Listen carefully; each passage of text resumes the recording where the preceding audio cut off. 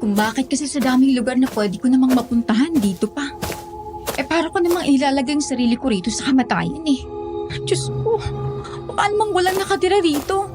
Abay, Ineng, ay sino kausap mo dyan? Nagsasalita kang mag-isa. Opo, nakakagulat ka naman, Tatang. Ay, nagsasalita ka kasing mag-isa dyan. Kaya nilapitan kita. Saan ka ba pupunta? Hinahanap ko po yung tutuluyan kong apartment. Kaso nagkandaligaw-ligaw naman ako kanina kaya ginabi na po ako. Ganun ba? Ay, iisa lang naman ang may apartment dito.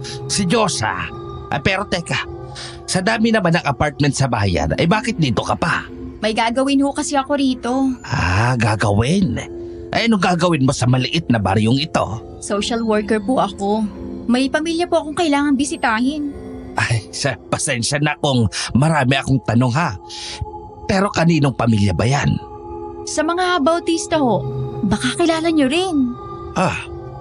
Walang hindi nakakakilala sa pamilyang yan. Pero kung ako sa'yo, hindi na ako tutuloy kung ayaw kong mapahamak. Ano naman pong ibig niyong sabihin doon? Iniiwasan ng pamilyang yan dahil sa malalim na dahilan. Kung gusto mo pang mabuhay, umalis ka na rito at huwag mo nang ituloy ang balak mong pagbisita sa kanila. Baka hindi ka na makalabas sa bahay nila sa oras na pumasok ka. Mga kaaswang, ako nga po pala si DJ Popoy. Bisitahin nyo naman kami sa Aswang Radio. And please subscribe, like, comment, share, and ring the bell button para updated kayo sa aming mga kwento. Huwag kalilimutan, Aswang Radio.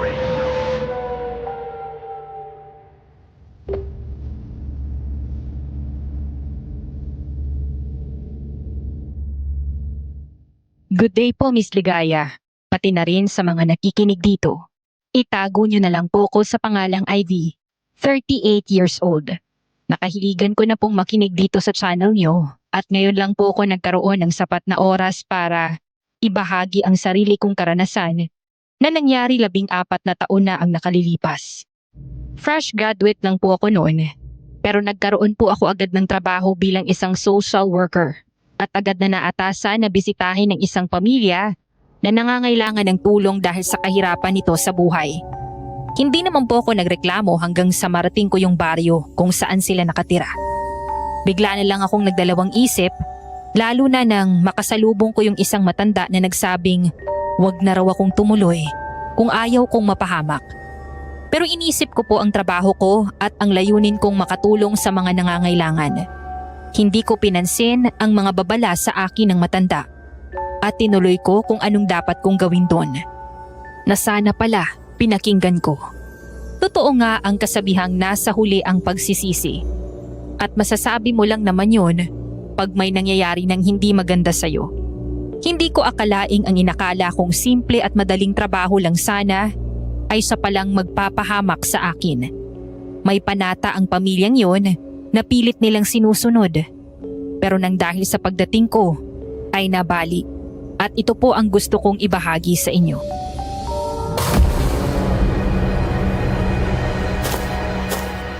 Ang weird naman ng matandang yun.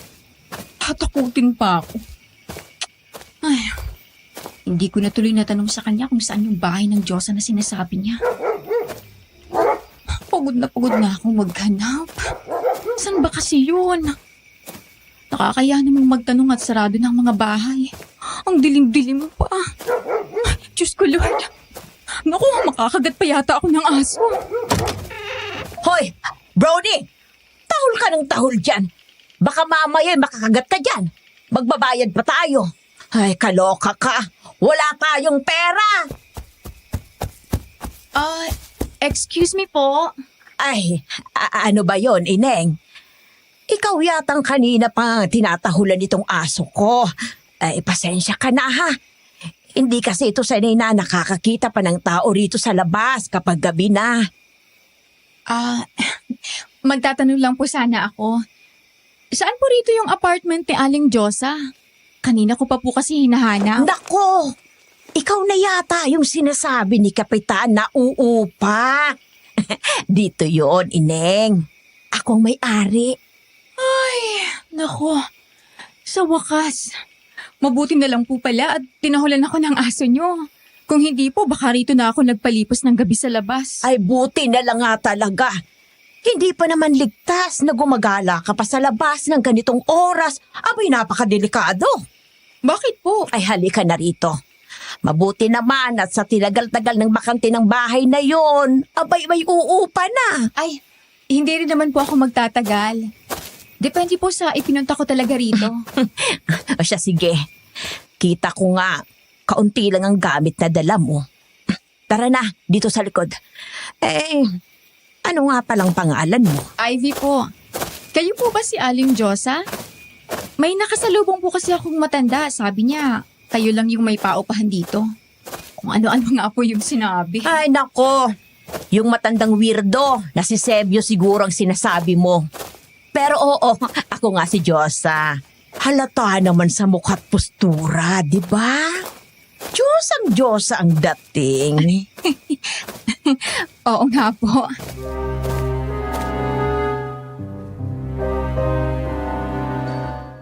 Sumunod na lang ako kay Aling Rosa papunta sa paupahan niya. Nakarating kami sa likod at nag-iisang bahay lang yun doon. Wala akong masyadong makita sa paligid dahil madilim. Pero mabuti na lang din at may dala siyang maliit na flashlight. Maliit lang yung bahay pero sakto lang para sa akin. Nang buksan niya mula sa pagkakalak, agad din niyang binuhay yung ilaw para makita yung loob.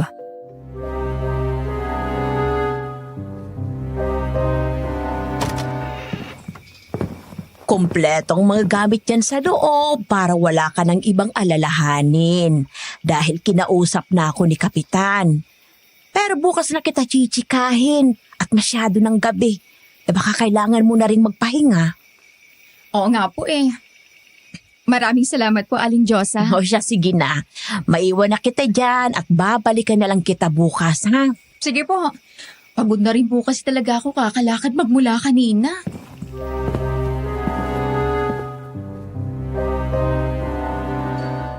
Isang tipid ng ngiti at tangulang yung isinagot niya sa akin, saka niya ako iniwan. Napahinga na lang ako ng malalim dahil sa wakas ay makakapagpahinga na rin ako. Bigat na ako sa 2 bag na dala. Ibinaba ko na muna yun sa isang tabi, saka ko napansing bukas yung mga bintana dahil hinahangin ng kurtina. Lumapit ako doon para isara pero napatingin ako sa labas. Madilim, pero dahil sa liwanag ng buwan, nakita kong puro puno sa paligid. Bigla na lang nagsitaasa ng mga balahibo ko sa katawan sa hindi malamang dahilan. Para bang kahit wala akong ibang makita sa labas, pakiramdam ko may mga nakatingin sa akin.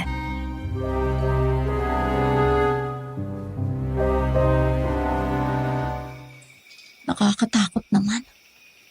Baka mamaya may nakatira pang kapre dito, kaya engkanto. Makapagsara na nga bago pa ako makakita ng di ka nais-nais. In fairness naman sa kwarto maliit lang pero maayos. Kaso, bakit bukas din ang bintana rito? Nakakalimutan ba nilang isara to? Pero sabi ni Aling Diyosa, matagal na simula nang huling may umupa rito. Di ba nila napapansing bukas tong mga bintana? Ay, hayaan na nga. Ay, naku, makapagpahinga na nga lang muna.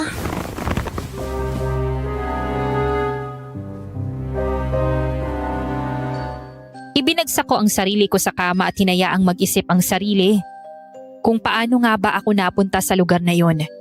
Pero alam ko sa sarili kong bukal sa loob ko ang ginagawa ko. Hindi ko na namalayang nakatulog na ako noon sa lalim ng pag-iisip. Kinabukasan, 9:00 na nang magising ako at sakto namang may kumakatok sa pintuan.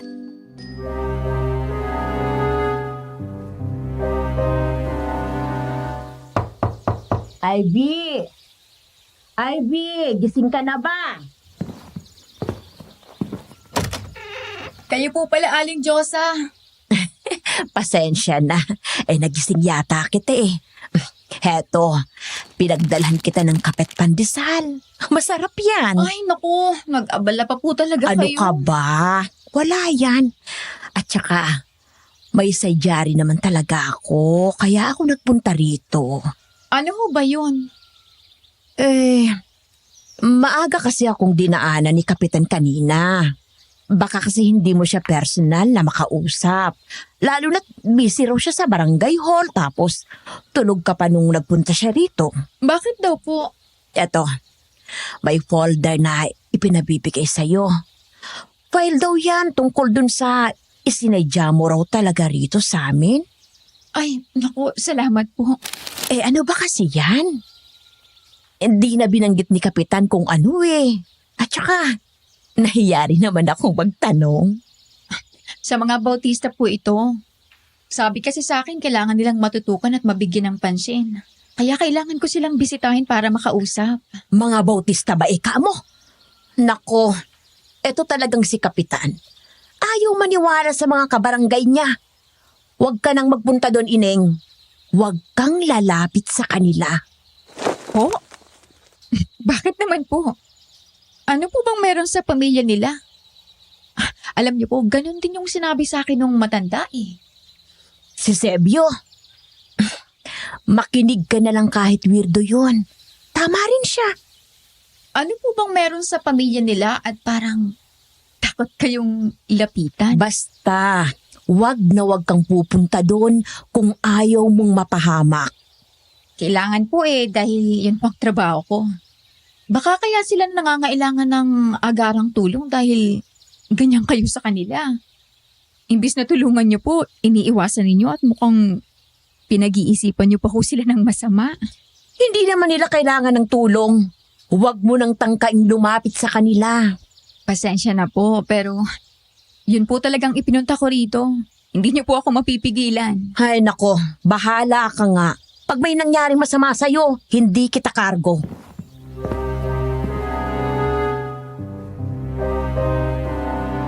Hindi na ako hinayaan ni Aling Josa na makapagsalita pa at iniwan niya na ako. Napatingin na lang ako sa folder na inabot niya sa akin, pati na rin sa dinala niyang kape at pandesal. Napaupo na lang ako sa kawayang upuan at napabuntong hininga. May parte sa aking naguguluhan at kuryoso kung bakit ganon yung sinasabi nila tungkol sa pagbisita ko sa isang pamilya na kabarangay din naman nila. Nang dahil doon, imbis na sundin sila, mas nananaig sa akin ang kagustuhang makilala sila. Binasa ko ang laman ng folder na ipinadala ni Kapitan sa akin.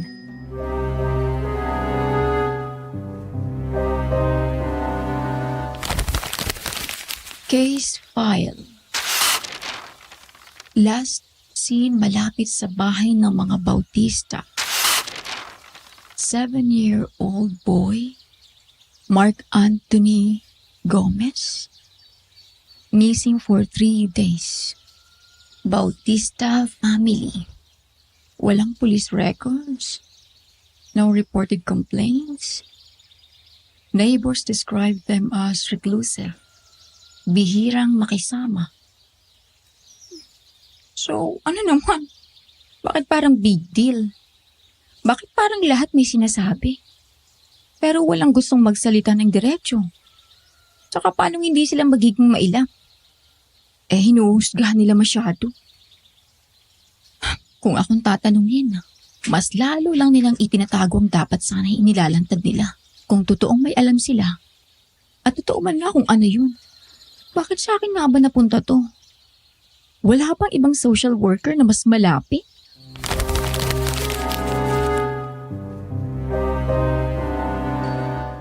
Binaba ko ang folder at napatingin sa kisame. Doon ko lang naramdaman ang bigat ng trabaho ko. Dahil parang sinusubok ako. Hindi yun basta monitoring case lang. Parang may mas malalim na dahilan. Sa bawat salitang nabasa ko, ramdam kong may kulang. At yung kulang na yun, parang banta. Pero mas inuudyo kong alamin kung ano ang tinatago nila, kung meron man.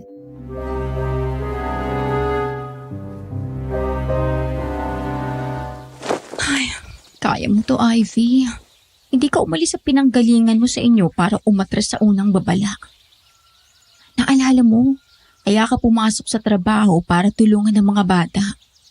Kasi ikaw mismo dati, hindi ka kaagad nakahingi ng tulong sa iba.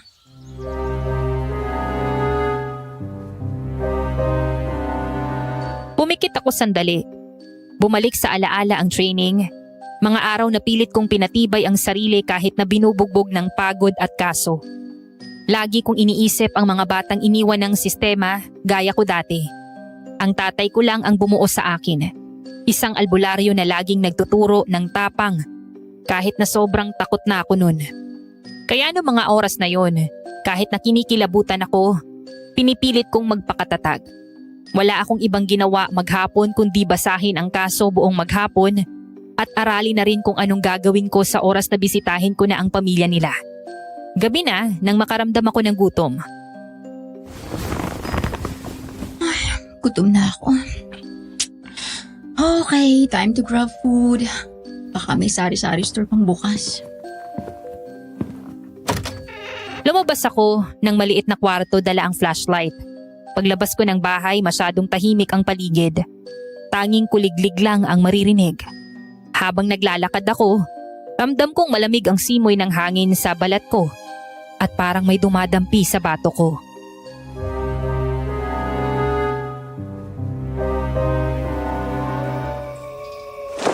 Ay putik.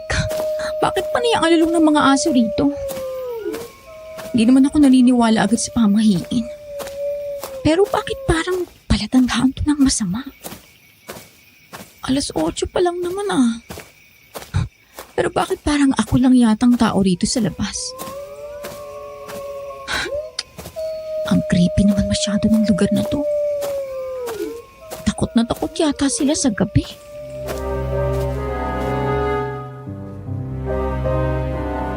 Tumigil ako sandali. Napatingin sa kalsadang halos wala ng tao. May naaninag akong isang lalaki sa may bintana ng bahay.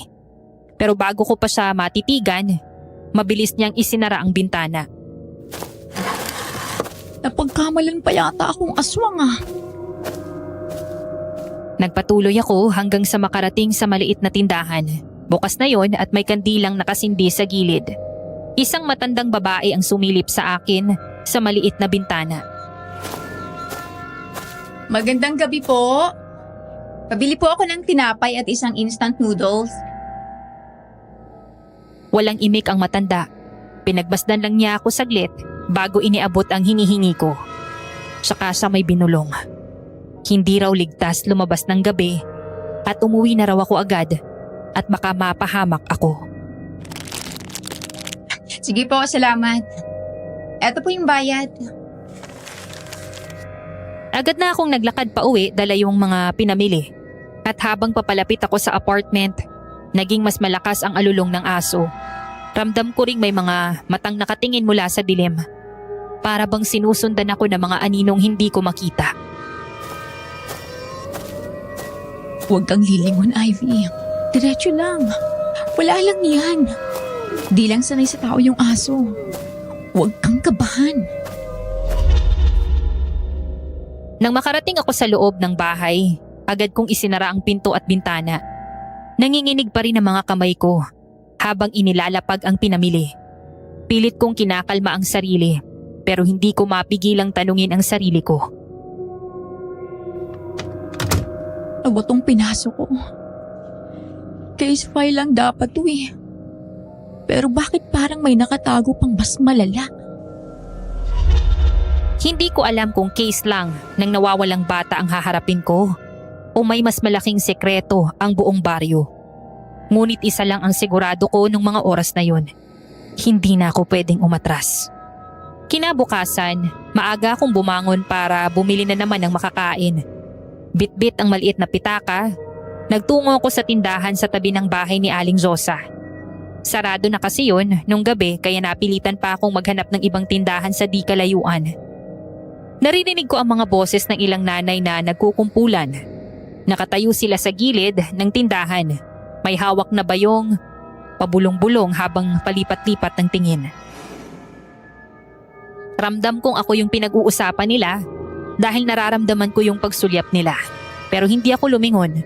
Ayokong madagdagan pa ang bigat ng isip ko. Paglapit ko sa pwesto, agad akong sinalubong ni Aling Zosa.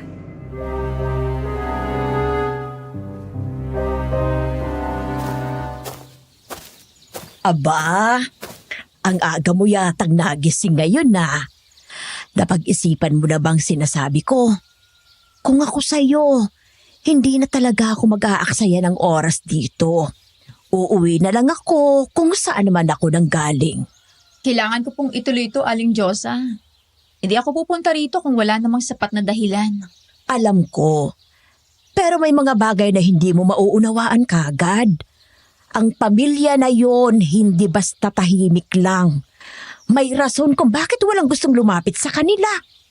At baka nga dahil walang lumalapit, mas lalo silang napapabayaan. Hindi po pwede yun.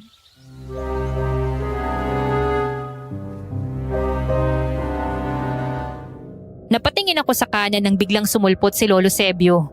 Mabagal siyang naglakad. Bit-bit ang tungkod at dumiretso sa tabi naming dalawa. Ramdam ko agad ang bigat ng presensya niya kahit wala pa naman siyang sinasabi.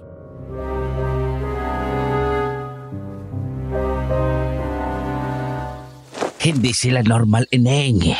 Kung ayaw mo mawala, huwag mo na silang lapitan. Lolo Sebio, puro pananakot na lang ba ang gusto niyong gawin sa akin? Hindi ba mas dapat na tulungan sila kaysa husgahan? Hindi lahat ng tao matutulungan mo. Lalo na kung hindi naman nila kailangan. May mga bagay na mas ligtas iwasan kaysa lapitan. Nakikiusap ako, Ivy. Makinig ka na lang.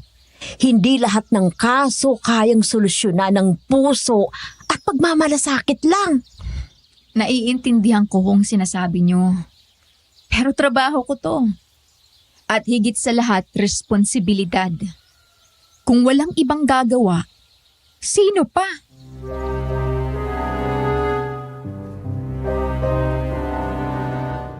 Pareho silang napatingin sa akin at napailing. Ang mga nanay sa gilid, tumahimik na. Wari pinakikiramdaman ang bawat salitang lumalabas sa aming tatlo. Sa loob-loob ko, lalo lang nilang napatibay ang paninindigan ko. Wala na pong makakapigil sa akin. Pupunta ako sa kanila at gagawin ko ang dapat kong gawin. Sa sinabi kong yun, tumahimik bigla ang paligid. Hindi na muling nagsalita si Lolo Sebio at Aling Josa. Tumuloy na lang ako sa pagbili ng almusal. Pero sa likod ng isip ko, alam kong mas lalong bumigat ang hangin sa baryo. Matapos ang mahabang sandali ng katahimikan, hindi ko na napigilan ang sarili kong magtanong pa. Nasa tindahan pa rin ako at ramdam kong may gusto pang sabihin sa akin si Aling Josa.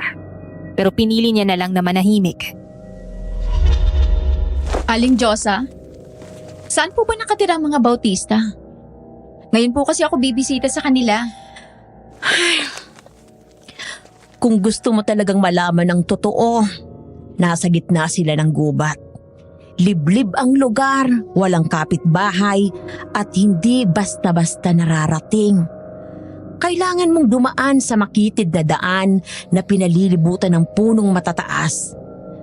Mag-iingat ka na lang kung talagang desidido kang pumunta ron. Salamat po. Mas mainam na makita ko sila mismo kaysa umasa lang sa sabi-sabi. Kita ko sa mga mata ni Aling Josa ang panghihinayang. Para bang nagsusumamo na wag ko nang ituloy. Pero wala na akong ibang iniisip kundi ang tungkulin ko. Matapos kong mag-almusal, nag-ayos lang ako para sa first visit ko. Tinaha ko yung daang sinabi niya. Habang papalapit ako sa gitna ng gubat, mas ramdam ko ang bigat ng paligid. Wala akong marinig na huni ng ibon, ni kaluskos ng maliit na hayop. Tanging mga dahong nadadapuan ng hangin at sariling yabag ko lang ang tunog, kaya lalo kong kinilabutan.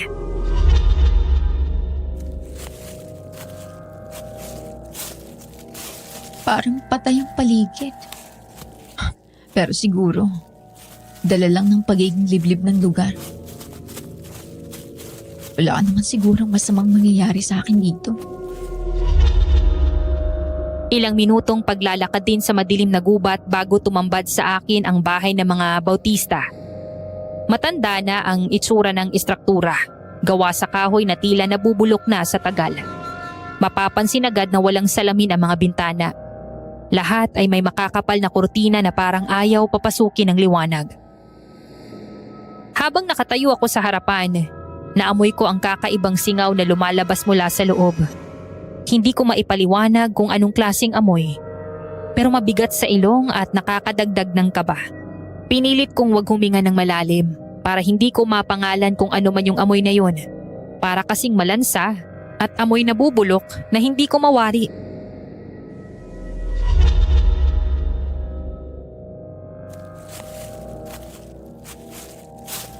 Ang amoy ba yun? May panis na karne ah. May nakatira pa ba rito? Parang wala naman. Tao po? May tao po ba dyan? Dahan-dahang bumukas ang pintuan. Sumilip mula sa loob ang isang dalaga. Si Rosel, ang panganay na anak ng mag-asawa. Maputla ang kanyang balat. Matalim ang tingin at halatang hindi sanay makakita ng bisita o ng ibang tao. Good morning. Pasensya na sa abala. Sino ka? Ako si Ivy. Isa akong social worker mula sa Sulu. May ipinadala pong case file tungkol sa inyo kaya kailangan ko kayong makausap. Walang imik si Rosel. Tila iniiwasan ng aking mga mata. At umamba na isasara ang pintuan. Sandali lang. Gusto ko lang kayong makilala. Hindi siya tumugon.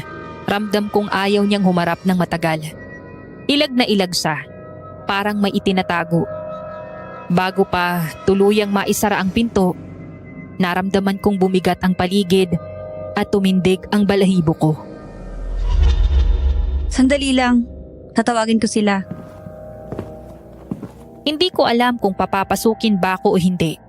Nakaramdam ako ng malamig na hangin mula sa loob bago pa siya tuluyang umalis at may lumabas na lalaki. Matangkad, may tikas ang dating pero ang mga matay parang laging nakabantay.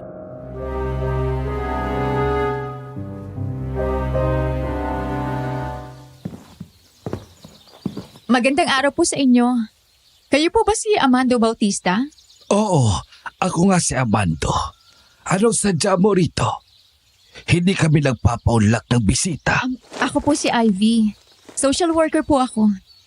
Pinadala po ako para makausap kayo tungkol sa kalagayan ng inyong pamilya. Social worker? Matagal nang walang lumalapit dito. Tsaka bakit ngayon lang may nagkaroon ng lakas ng loob na lumapit sa amin? May ulat po kasi na kailangan kayong mabigyan ng atensyon at tulong. Kaya nandito ako para makita mismo ang sitwasyon ninyo. Hindi naman namin hinihingi yan. Pero sige, kung yan ang trabaho mo, pumasok ka. Sino yan, Amando? At bakit may estrangherang pumasok sa pamamahay natin? Galing daw Sulu. Social worker daw, Ana. Social worker? Ano namang gagawin ng isang tulad mo rito sa amin? Pasensya na po. Hindi ko sinasadyang istorbohin kayo. Kailangan lang talaga makita kung ano pong kalagayan ng pamilya nyo. Kalagayan? Wala naman kaming problema. Nananahimik lang kami rito. Pero yun nga po ang layunin ko. Ang masiguro na maayos ang lahat, lalo na para sa mga bata. Hindi namin kailangan ng tulong. Kaya namin namang sarili namin. Naiintindihan ko, Rosel. Pero tungkulin kong makita kayo mismo. Hindi ito tungkol sa panghihimasok, kundi pagtulong. Kung gayon, pumasok ka na muna rito at maupo.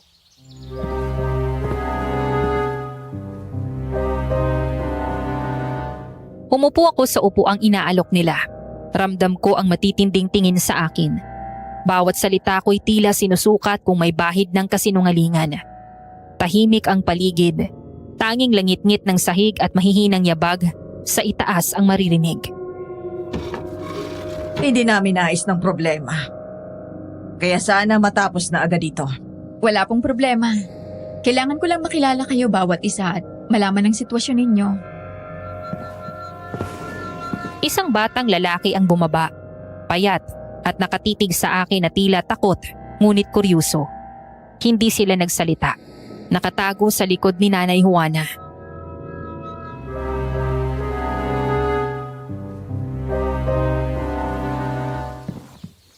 Ang cute mo naman. Anong pangalan mo? Hindi mo na kailangang malaman ang pangalan ng anak ko. Basta't alam mong may mga anak kami, sapat na yon. Pero mas maganda po sana kung makilala ko sila. Kahit pangalan lang at basic information para maitala sa file. File, may sinusulat ka ba tungkol sa amin? Opo, bahagi lang po ng proseso para matulungan kayo ng mas maayos. Hindi ba't delikado ang mga papel na ganyan?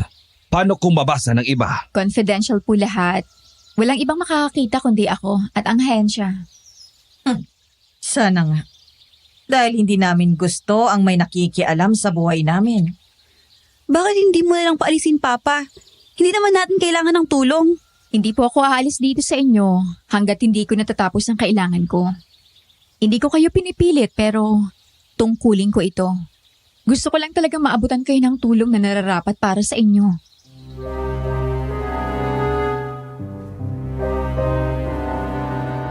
Bumigat ang hangin sa loob ng bahay. Parang bawat salita ko'y pinupuno ng hindi maipaliwanag na pangamba. Naramdaman kong hindi lang ako basta bisita doon. Isa akong dayuhan na sinusuri kung dapat ba akong hayaang manatili o dapat nang itaboy. Ilang simpleng katanungan lang ang ibinati ko sa kanila at masyado silang tipid sumagot. Paglabas ko ng bahay ng mga Bautista, agad akong napabuntong hininga. Hindi ko maintindihan kung bakit ganon ang bigat ng pakiramdam ko sa loob. Formal naman yung naging usapan. Pero bawat sagot nila ay may bahid ng pagtutol. Parang ayaw nila akong manatili ng matagal. Lalo na si Nanay Juana. Matalim ang tingin niya sa akin. Habang si Rosel naman ay ilag na ilag. Para bang gusto niyang mawala agad ako sa kanilang paningin. Sige na, Ivy. Huwag kang magpapaapekto. Baka naman talagang mailap lang sila dahil bihira silang kausapin ng ibang tao. Tahimik lang akong naglakad palayo. Dala ang notebook na halos walang laman. Ang dami kong gustong isulat. Pero parang may boses sa isip ko na nagsasabing wag. Para bang kung isusulat ko ang lahat, may mangyayaring hindi maganda. Kung makakahanap ako ng paraan para kunin ang loob nila, baka mas maging bukas sila sa akin. Hindi naman agad lahat ng tao nagtitiwala. Habang papalayo ako, napansin kong kakaiba ang hangin sa paligid ng gubat. Malamig, pero hindi preskong malamig. Nakakakilabot. At para bang may kasama akong hindi nakikita. Wala to. Imagination lang. Pagod ka lang, Ivy. Hindi lahat ng nakikita mo dapat mong katakutan. Pinilit kong tumingin sa mga dahon, sa mga anino ng puno, at doon ko nakita ang bahagyang pagkislot ng isang bagay. Sa gilid ng kakahuyan, may kumislap na parang mata. Hindi mata ng hayop, kundi mata ng tao, o kung anuman. Mabilis yung nawala, pero sapat na para manindig ang balahibo ko. Pagbalik ko sa inuupahan kong silid, ramdam kong pagod yung katawan ko. Pero gising na gising ang isip ko. Pilit kong pinapakalma ang sarili. Sinasabihan na baka imahinasyon lang ang lahat. Ngunit nang humiga ako, mabilis akong dinalaw ng antok. Doon nagsimula ang panaginip. Nasa loob ako ng isang madilim na pasilyo. Walang makita kundi anino. Sa bawat hakbang ko, may mga yapak na sumusunod. Ang mga anino, dumarami at humahabol sa akin.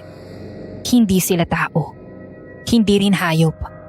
Mga balingkinitang hugis na may kumikislap na mata. Palapit ng palapit. Ramdam ko ang malamig na hangin sa bato ko. Sa sahig, may mga patak na kulay pula. Mga dugo. Gumagapang sa pagitan ng mga sahig na kahoy. Mas dumudulas habang tumatakbo ko. Pumipintig ang dibdib ko. Para bang sasabog na sa kaba. Wag! Huwag kayong lalapit! Bago pa man ako tuluyang maabutan, bigla akong nagising. Pawis na pawis ang katawan ko. Nanginginig at halos hindi makahinga. Napahawak ako sa dibdib. Sinusubukang pakalmahin ang sarili. Ngunit agad kong narinig ang isang kakaibang tunog. May kumakaluskos sa labas ng bintana. Hindi yun tunog ng hangin. Parang may gumagalaw sa mga dahon. Mabagal at tila sinasadya.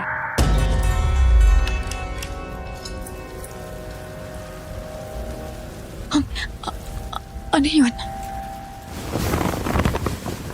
Sino yan? May tao ba dyan? Diyos ko, sino yan? Sino nandyan? Tumayo ako, lumapit sa bintana, pero hindi ko inangat ang kurtina. Pinakinggan ko lang ang bawat ingay. Mas lalong lumalakas ang kaba sa dibdib ko. Sa loob ng utak ko, bumalik ang imahe ng mga matang kumikislap sa gubat. Hindi totoo to. Baka pagod lang ako. Napaatras ako, halos mabitawan ng ilaw na hawak. Ang katahimikan ng paligid ay tila lalo lang nagpabigat ng sitwasyon. At sa loob-loob ko, alam kong may nagmamasid sa akin. Kinaumagahan, hindi pa man ako tuluyang nakakapag-ayos ng sarili. May marahang kumatok sa pintuan. Agad kong binuksan at bumungad si Aling Josa. May hawak na supot ng pandesal at mukhang may dala ring balita.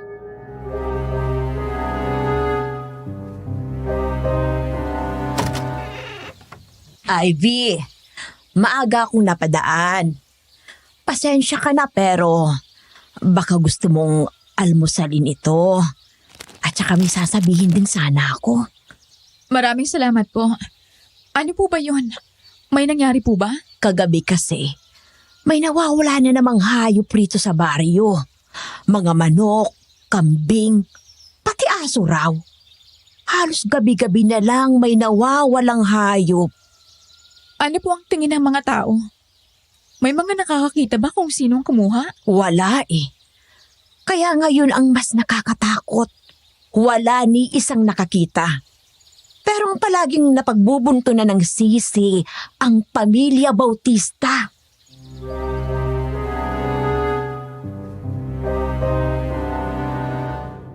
Natigilan ako. Hindi ko alam kung dahil ba sa nakikita nilang kakaibang kilos o sadyang sanay na lang silang ituro ang pamilyang yun. Pero ramdam ko rin yung lungkot sa tinig ni Aling Josa. Para bang gusto niyang paniwalaan, pero ayaw niyang tanggapin ang posibilidad. Baka naman po may ibang dahilan. Pwede rin mga magnanakaw lang. Kung magnanakaw lang, ay bakit hindi nakikita ng iba? At saka walang kahit anong bakas. Para ring putol na tali ng hayop, walang nag-iingay. Sa isang iglap lang, wala nang alaga nila. Hindi ba't kakaiba yun? Tumingin siya sa akin ng diretso. Parang inaantay kung susuko ko sa mga babala. Ngunit kahit nanginginig pa rin yung loob ko mula sa panaginip nung gabi, mas pinili kong magpakatatag. Naiintindihan kong sinasabi niyo. Pero hindi pa rin sapat ang chismis para husgahan sila. Kailangan kong makita mismo kung ano ang totoo. Hindi na umimik si Aling Josa. Sa kanyang pagtalikod, ramdam kong mas lalo pa akong nahulog sa alo ng misteryo ng baryong yun. Hapon na, nang muli kong lakarin ang daan papunta sa bahay ng mga Bautista. Bitbit ko ang folder at ilang tala. Pinaplano ko na kung paano sisimulan ng usapan para mas maging bukas sila sa akin. Ngunit bago pa ako makarating, napansin ko ang isang pamilyar na anino sa unahan. Si Lolo Sebio. Mabagal siyang naglalakad. Dala ang isang bayong na halatang mabigat. Nagtaka ako kung saan siya pupunta, kaya minabuti kong sundan siya nang hindi nagpapakita. Ano kayang dala niya? Tsaka, anong ginagawa niya sa gubat? Masundan ko nga siya nang hindi niya nalalaman. Lumiko siya sa makitid na daan papasok sa gubat. Doon mismo sa direksyon ng bahay ng Bautista. Habang papalapit, napansin kong mas lalong bumabagal ang hakbang niya. Saka lumingon-lingon sa paligid na para bang takot siyang may makakita sa kanya. Umakyat siya sa maliit na hagdan ng bahay at inilapag ang dala niyang bayong sa may pintuan. Hindi siya kumatok ng malakas kundi mahina lang. Ilang saglit, bumukas ang pinto at may kamay na kinuha ang bayong mula sa loob. Hindi ko naaninag kung sino, pero sigurado kong isa sa mga Bautista. Bakit palihim masyadong ginagawa nila? Tsaka sabi ni Lolo Sebio, huwag silang lalapitan.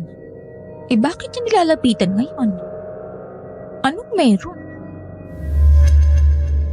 Tumitingin-tingin si Lolo Sebio sa paligid. Para bang sinisiguradong walang nakakakita. Napayuko siya saglit. May ibinulong na hindi ko marinig. Bago siya bumaba at muling naglakad palayo. Nanatili akong nakatago sa may likod ng puno at nagmamasid. Hindi ko alam kung bakit kailangang palihim ang lahat. At higit sa lahat, bakit si Lolo Sebio mismo ang nagdadala ng kung ano man yun. May hindi pang karaniwang ugnayan ang matanda sa pamilya. At lalo lang dumami ang tanong sa isipan ko. Matapos kong magkuble at masaksihan ang ginawa ni Lolo Sebio, nagpatuloy na rin ako. Hindi ko hinayaang maantala ang pagbisita ko. Kailangan kong tuparin ang tungkulin kahit may kaba sa dibdib. Pagdating ko sa bahay ng mga Bautista, sinalubong ako ni Tatay Amando. Nakatayo siya sa may pintuan, parang bantay na hindi ko pwedeng lampasan. Ikaw na naman, Iha. Ano na namang sadya mo ngayon? Kulang pa ba ang mga itinanong mo nung nakaraan? Sinagot naman namin lahat, di ba?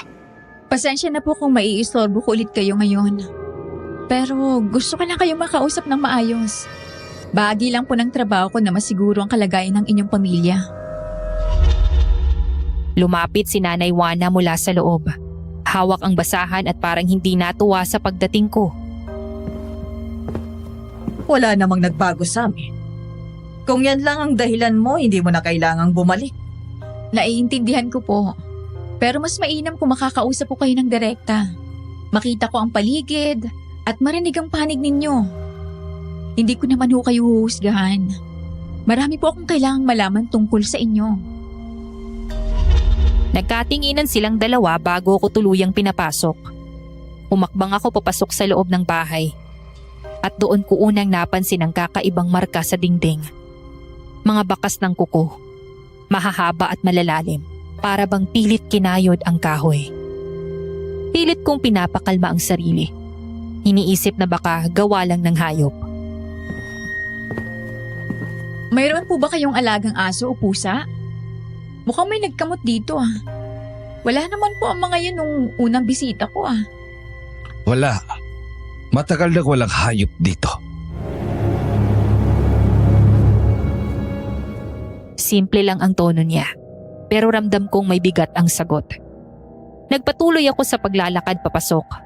Doon ko lang napansin, sa gilid ng dilim ng isang kwarto, ang mabilis na imahe ng isang bata. Nakaupo sa sahig, nakataling parang bihag. Napasinghap ako at agad na lumingon ulit para masigurado ang nakita ko.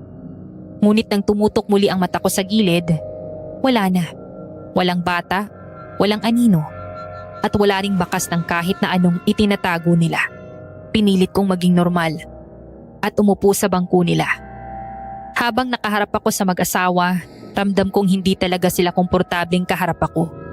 Pero mas ramdam ko ang malinaw na katotohanan. Merong bagay na itinatago ang pamilyang ito.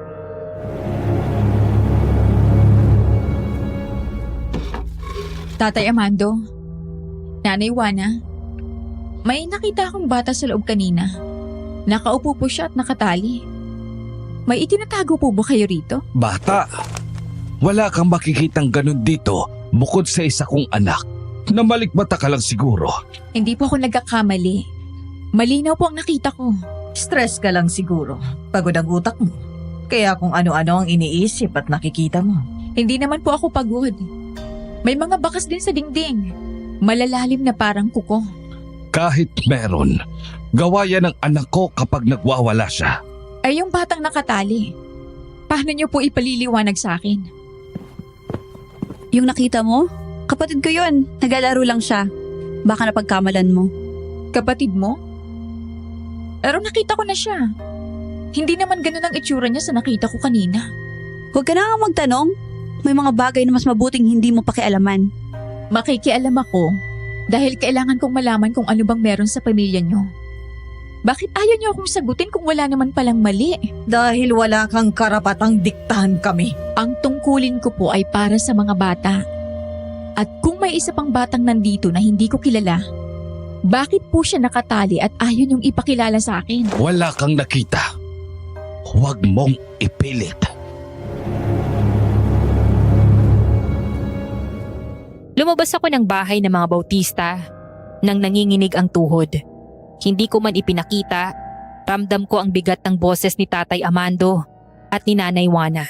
Para bang bawat salita nila ay may kasamang babala na hindi nila kayang sabihin ng deretsahan. Hindi ko na namalayan ng oras.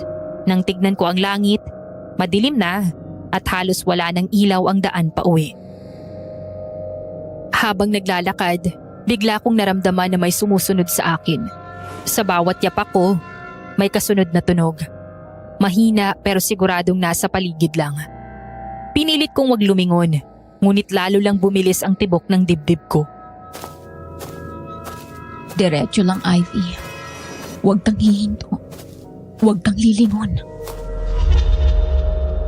Napakapit ako sa bag habang pinipilit bilisan ang lakad. At sa gilid ng landas, sa pagitan ng madidilim na puno, nakita ko muli ang kumikislap na mata. Hindi lang isa, kundi marami. At nung gabing yun, hindi na sila ordinaryong mga mata.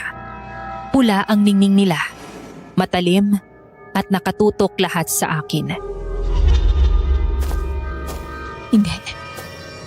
Hindi ako nag-iisa. May mga nakatingin sa akin. Gusto kong tumakbo, pero parang natigilan ang mga paa ko. Ang mga matang yun, pareho nang nakita ko noon. Ang parehong titig na parang gutom at matyagang naghihintay. Napalunok ako ng laway. Pilit nilalabanan ang takot. Isa lang ang malinaw sa akin habang naglalakad papalayo. Hindi lang ako sinusundan.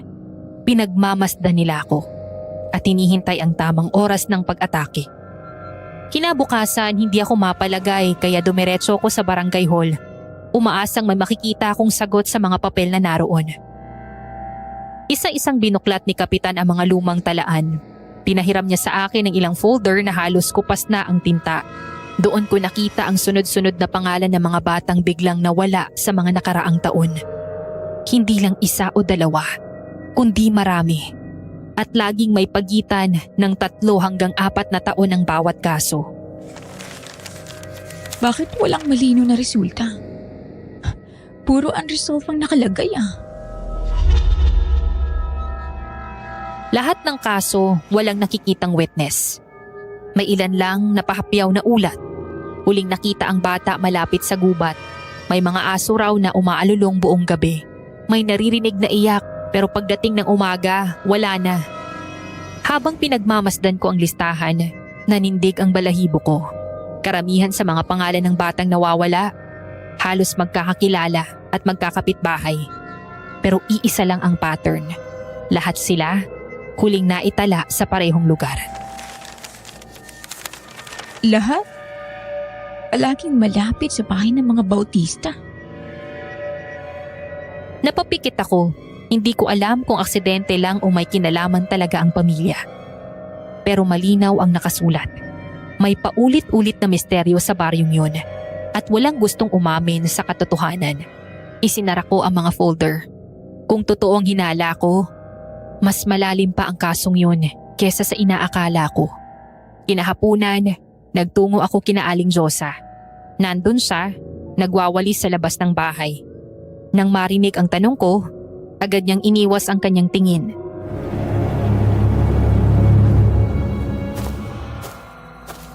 Aling Josa, totoo po ba? Lahat ng batang nawawala, huli silang nakitang malapit sa mga Bautista? Kung gusto mong malaman ng totoo, oo. Hindi lang isa, hindi lang dalawa. Lahat sila. Sa gubat laging huling nakikita. At sa dulo ng gubat na yun, bahay ng Bautista ang nandun. Pero bakit walang nagsasalita? Bakit walang gustong magsumbong sa inyo kung totoo nga? Dahil lahat kami natatakot. Natatakot kami sa kaya nilang gawin sa oras na magsalita kami.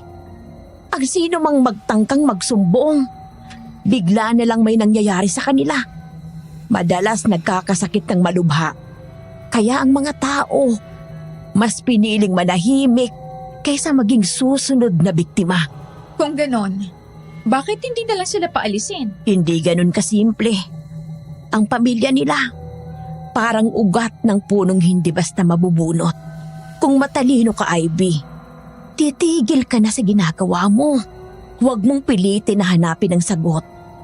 Minsan, mas ligtas ang walang alam. Hindi na po siguro magiging ganong kadali yon. Ngayong may mga nalalaman na ako. Kung ganon, lagi ka nalang mag-iingat kung ayaw mong may mangyaring masama sa'yo.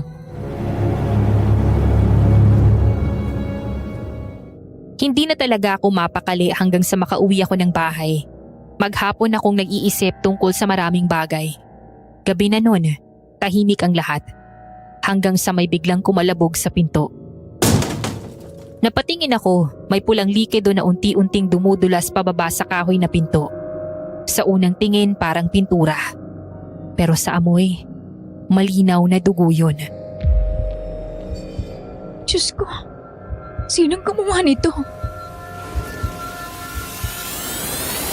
Dali-dali kong binuksan ang pinto at nakita ang mga bakas ng paa. Basa, sariwa, at nagiiwan ng pulang marka sa lupa. Hindi ko na inalintana ang takot. Sinundan ko ang mga yapak. Ang mga marka, diretso papunta sa gubat. Sa bawat hakbang, lalong humihigpit ang dibdib ko. Pero hindi ako tumigil. Kailangan kong malaman kung sinong may gawa nito. Habang sinusundan ko ang bakas, ramdam kong hindi lang ako ang nagmamasid. May presensya sa paligid. Malamig at mabigat. Parang mga matang laging nakasunod. Hanggang sa tuluyan ng lamunin ng dilim ng gubat ang aking mga yapak. Hindi na ako tumuloy sa takot na baka kung ano pang mangyari sa akin sa loob ng gubat. Kinabukasan, hindi na muna ako nagpunta sa mga bautista at hinayaan ko munang lumipas ang isang araw. Gabing-gabi noon nang mapansin kong lumabas si Lolo Sibyo mula sa kanyang bahay. Bit-bit niya ang lumang bayong. Mabagal ang lakad, pero halatang may pinupuntahan siya. Hindi ko alam kung bakit, pero para bang hinihila ako ng kuryosidad na sundan siya.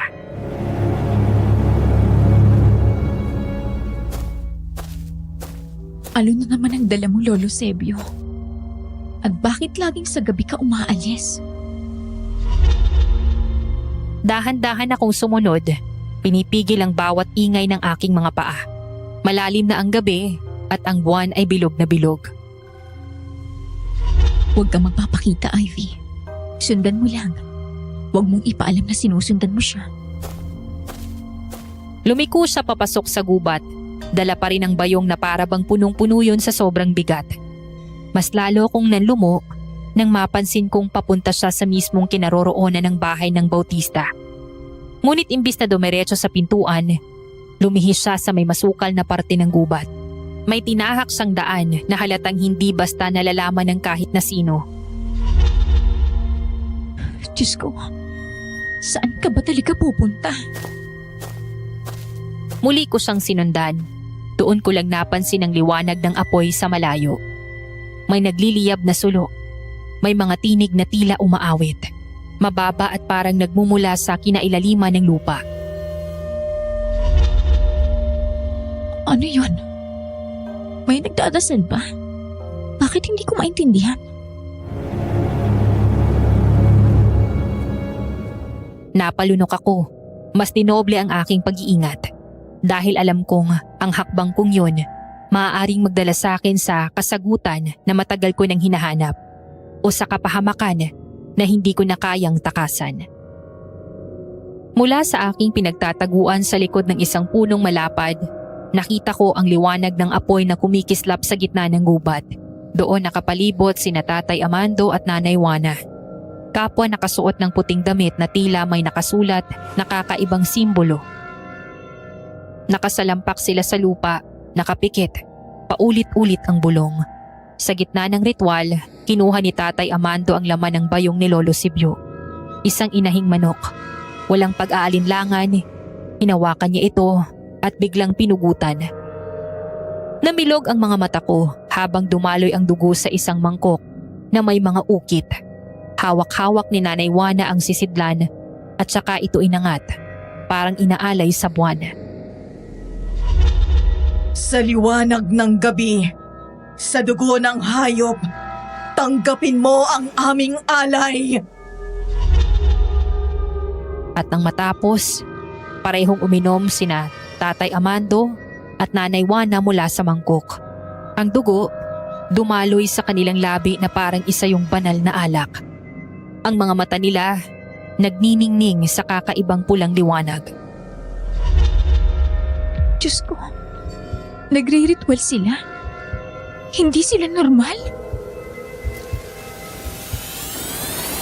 Napaatras ako ng kaunti, ngunit halos bumagsak ako nang matalisod ako sa isang bato at muntik na akong mabisto.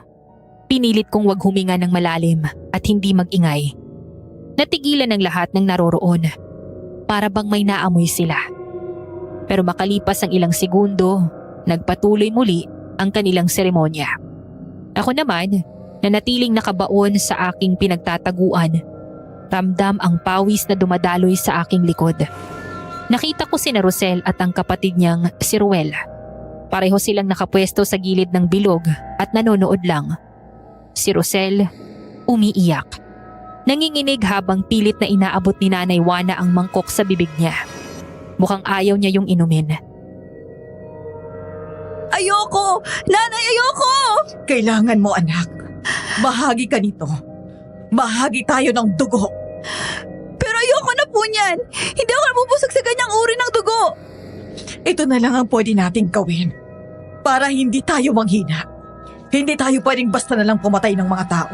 Tulad ng gusto mo. Hindi tayo tulad ng iba, Rosel. Yan ang pakatatandaan mo. At hindi tayo tutulad sa kanila. Pilit ipinapainom ni Nanay Juana kay Rosel ang dugo mula sa mangkok. Ngunit itinulak niya yon at umiyak ng mas malakas. Hindi! Ayoko na niyan! Matuto kang tumanggap. Kung hindi, mapipilitan kami ng tatay mong pabalikin ka sa sulo at dun ka mamatay. Kumalabog ang dibdib ko. Gusto kong lumabas. Gusto kong pigilan sila. Pero alam kong isang maling galaw lang ay katapusan ko na. Anong gagawin ko? Kung tatawag ako ng tulong, baka huli na. Kung aakto ako ngayon, baka ako naman ang mamatay. Hindi ko na alam ang gagawin ko. Sa ilalim ng liwanag ng buwan, nakapalibot ang pamilyang Bautista sa bilog ng apoy. Ninasab nila ang hilaw na manok. Nilalapa ang laman habang tumutulo ang dugo sa kanilang mga labi. Ang tunog ng butong binabali, umahalo sa malamig na hangin ng gubat. Ngunit si Rosel, nakatayo sa gilid, hindi makapaniwala sa ginagawa ng magulang at tila may ibang gusto. Hindi ko kaya to! Hindi ako ubuhay sa manok! Hindi ako hayop! Ang gusto ko ay dugo at laman ng tao! Sino ba naman mabubusog sa kakarampot na laman ng hayop na yan? Tumahimik ka, Rosel! Mas ligtas to. At mas mainam kaysa naman kumuha tayo ng tao sa labas at mapukulan naman sa atin ang mga usap-usapan. Kahit sa mga bagay na wala naman talaga tayong kinalaman. Hanggang kailan tayo kakain ng ganito? Hanggang kailan tayo magtatago? Hindi ako katulad ninyo! Gusto ko ng totoong pagkain! Huwag niyo akong gawing alipin ng takot ninyo! Rosel, kaya nga tayo umalis kung saan tayo nanggaling para makaiwas na sa gulo. Huwag mong dalhin dito ang likas doon. Nag-usap na tayo, di ba? Hindi na tayo gagawa ng mga bagay na ikakapahamak natin. Alam ko kung bakit! Dahil duwag kayo! Mga duwag kayo! Kaya wala kayong ibang gawin kundi tumakas at tumiwas! Ramdam kong lalong lumamig ang paligid. Sa bawat salitang binitawan ni Rosel, parang may binubuksang sugat na matagal nang tinatakpan. Hindi ko na kayang manahimik. Lumabas ako mula sa aking pinagtataguan. dahil gusto kong malaman kung ano bang totoo tungkol sa pamilya nila. Tama niya! Sabihin niyo sa akin kung anong totoo. Ano ba kayo? Anong ginagawa niyo? At higit sa lahat, bakit kayo nagtatago rito? Napalingon sila. Nagulat sa biglaan kong pagsulpot at sandaling walang kumibo ni isa sa kanila. Ang tagal kong nakatayo sa harap nila at mukhang hindi nila alam kung paano nila ako sasagutin. Hindi mo kami maiintindihan. Huwag ka nang manghibasok kung ayaw mong mapahamak. Umalis ka na rito. Subukan niyong ipaintindi sa akin. Nakita ko lahat ng ginawa niyo. Kinain niyo ng buhay ang manok. Bakit kayo nagre-ritual? Para saan? Yan lang bang kaya niyong gawin? O kayo talaga ang pumapatay ng mga bata rito? Hindi kami pumapatay ng mga bata. Paano kung paniniwalaan yan? Kung lahat ng ebidensya, lahat ng sinasabi ng mga tao rito, patungo sa inyo. Kanina ko pa talaga nararamdaman na may sumusunod sa akin. Talagang ang pakaalamera ka. Kahit ilang beses ka na naming sinabihang huwag na huwag kang lalapit sa pamilyang to. Kaya hindi ako nagtataka kung bakit ka nandito, Ivy. Pero bakit ba ayaw mo akong palapitin? Pinoprotektahan mo ba sila? Kakampi ka nila kung ganon? Dahil alam ko kung sino at ano sila. Kung hindi kayo, sino ang pumapatay? Sino ang kumukuha ng mga bata? Hindi kami ang may gawa. May iba pa. May mga aswang na hindi marunong magtago. Mga hayok. Sila ang kumukuha nun at hindi kami. Pero bakit hindi kayo nagsalita? Bakit tinayaan yung lahat ng tao, pati ako, isipin na kayo ang salarin sa mga nangyayari rito? Dahil hunted kami.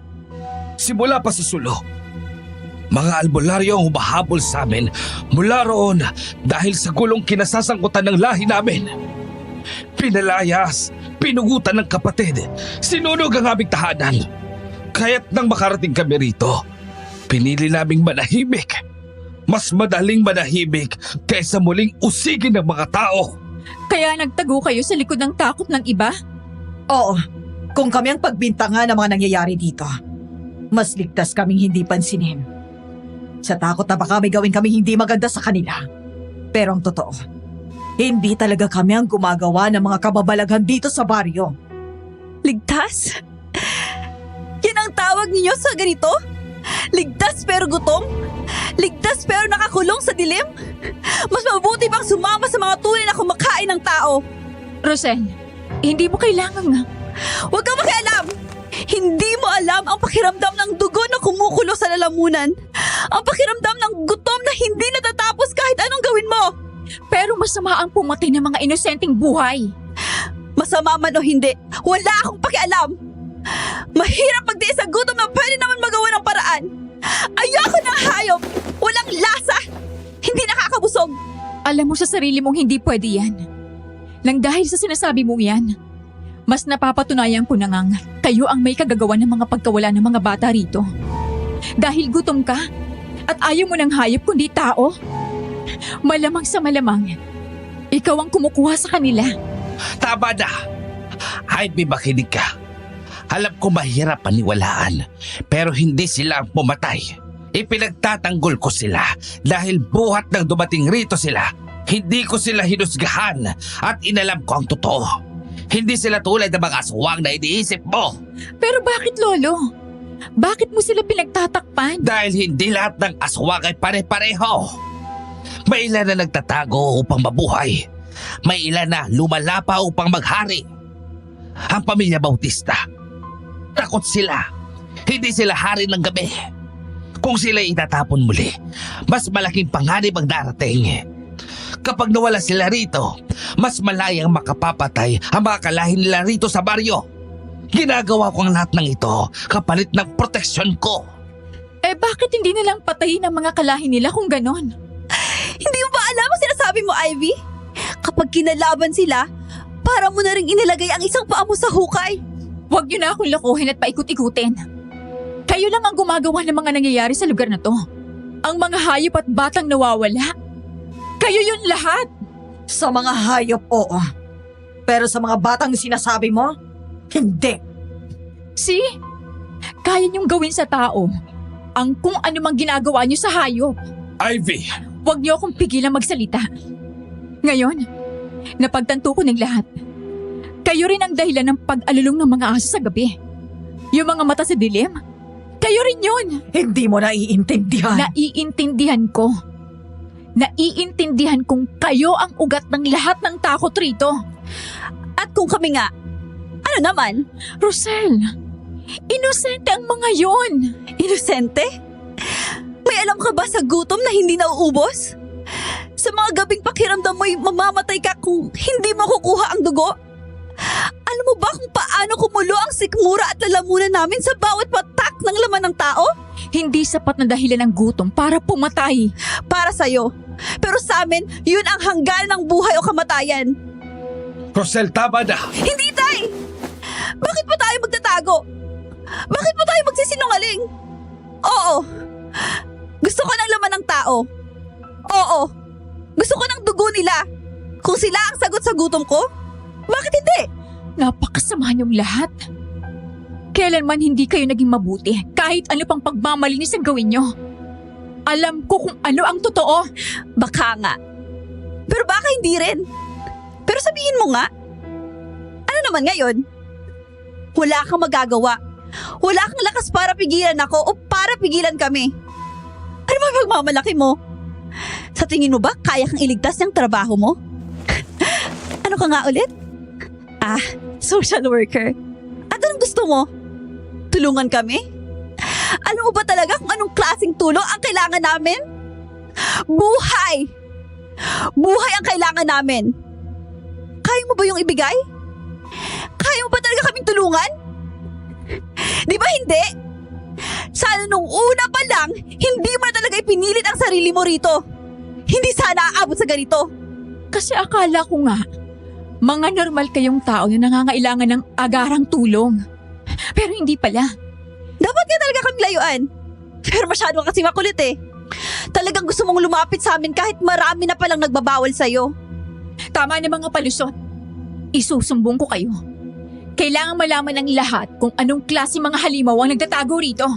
Anong sinabi mo? Hindi ako mananahimik. Hindi ko hahayaang may sumunod pang bata o hayop na mawala.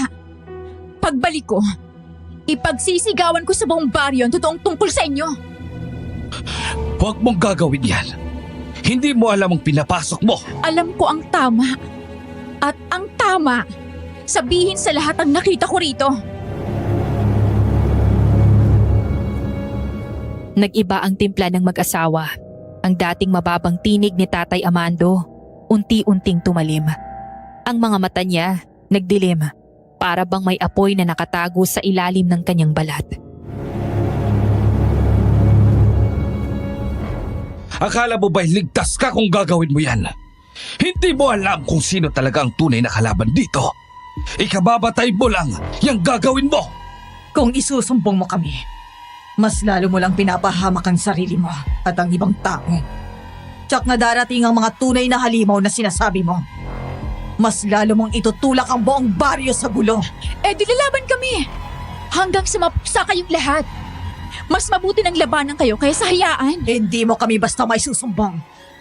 Dahil hindi ka na makakaalis dito ng buhay kung yan ang gagawin mo. Hindi ako natatakot. Sa gabing yun, nakita ko ang tunay na mukha ng panganib. Hindi sila mga nilalang na nagtatago. Sila'y hayok na handang pumatay para itago ang kanilang lihim. Lalong tumindi ang bigat ng gabi. Habang nagngangalit sina Tatay Amando at Nanay Juana, ngumisi si Rosel. Para bang naisip na niya ang kasagutan sa kanyang matinding gutom. Mukhang ikaw na ang sagot sa kumakalampong sikmura para hindi ka na makapagsumbong. Mas mabuti ka pa sa mga manok na ipinipilit nila sa akin. Huwag mong subukan. Rosel, huwag! Anak, hindi pwede yung sinasabi mo. Huwag mong kalimutan ang panata natin. Panata? Sa tingin niyo ba may pakialam ako sa panatang yun? Hindi pwedeng basta-basta mo nalang baliin yon. Tigilan niyo ako! Matagal na akong gutom. Kung ayaw niyong umamin sa totoo nating pagkatao, ako na lang ang kikilos! Dahan-dahan siyang lumapit. Pulang-pula ang mga mata. Ang ngipin niya ay unti-unting lumitaw. Hindi siya pinigilan ng kanyang mga magulang marahil dahil galit na din sila sa pagbabanta kung isusumbong ko sila at parang hinayaan na lamang ang anak. Ngunit nang ilang dangkal na lang yung layo niya, biglang kumislap ang suot kong amulet. Ang lumang palawit na inaabot sa akin ng aking lola bago sa pumanaw. Noon, sinabi niya lamang na huwag ko itong iwawala dahil ito'y tagabantay. Hindi ko inisip na may kakayahan pala yun, kaya ayaw niyang ipahubad sa akin.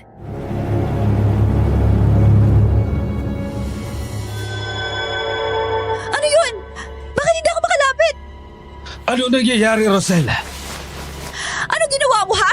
Bakit hindi kita malapitan? Wala akong ginagawa. Nakatayo na nga lang ako rito. Hindi mo pa rin ako maabot? Bakit lumiliwanag yung nasa leeg mo? Ano yan? Sinubukan niya ulit lumapit sa akin pero hindi niya pa rin nagawa. Napaatras siya. Parang may init na dumidikit sa kanyang balat. Pati sina Tatay Amando at Nanay Juana sumubok lumapit. Ngunit agad ding umatras. Para bang may pader na hindi makita na humaharang sa kanila. Napatitig sila sa akin. Gulat at galit. Saan mo nakuha yan? Yan siguro ang dahilan kung bakit hindi ka namin malapitan. Kunin natin nang mawala ang proteksyon niya! Yun ay kung makukuha niyo to. Malakas ang kutob ko na hindi lang yan ang pumoprotekta sa kanya. Kailangan nating mapatay ang babae yan bago pa malaman ng lahat. Mukhang hindi ako ganun kadaling lapain. Kumigpit ang kapit ko sa amulet habang unti-unting gumaan ang dibdib ko. Sa unang pagkakataon, ako naman ang nakangisi. Hindi pa rin sila sumusuko. Sa kabila ng kumikislap na amulet, muling sumugod si Tatay Amando. Kasunod si Nanay Juana. Ang mga mata nila'y nanlilisik. Parang hayop na nakawala sa hawla. Mabilis akong umatras. Halos madapa sa ugat ng puno, pero pinilit kong tumayo. Tumakbo ko, kasing bilis ng tibok ng puso ko. Ang bawat hakbang nila'y parang kulog na humahabol. Ang hininga nila'y parang mababang halinghing na umaalingaw-ngaw sa dilim. Sige lang, Ivy! Takbo lang! Kahit saan ka mapunta, hahabulin ka namin! Huwag niyong hayaang mawala sa paningin niyo ang babaeng yan. Hindi siya pwedeng makatakas. Bumalik ka rito, Ivy! Hindi ako pwedeng tumigil. Hindi nila ako pwedeng mahuli. Ang gubat ay parang walang katapusan. Ngunit nakita ko rin ang daan palabas. Tinakbo ko yon hanggang sa marating ang maliit kong apartment. Sa sandaling yon, parang yun lang ang ligtas na lugar para sa akin. Agad kong isinara at nilock ang pinto. Kumandusay ako sa sahig. Habol ang hininga. Nanginginig pa rin yung mga kamay. Sa labas, naroon pa sila. Ramdam ko ang presensya nila. Ang bigat ng titig na pilit sumisilip kahit sa dingding. Hindi ka makakalabas, Ivy. Hindi ka makakapagsumbong. Hindi namin nahayaang makalabas ka pa ng kwartong yan. Ang boses niya ay malamig, puno ng pangako ng kapahamakan. Pilit kong ipinakalma ang sarili, pero ang amoy ng usok at dugo na naiwan sa damit ko'y nagpapaalalang hindi yon bangungot. Totoong may mga halimaw na nakabantay sa labas ng aking pintuan at ang bawat oras na daraan ay maaaring maging huling gabi ko na.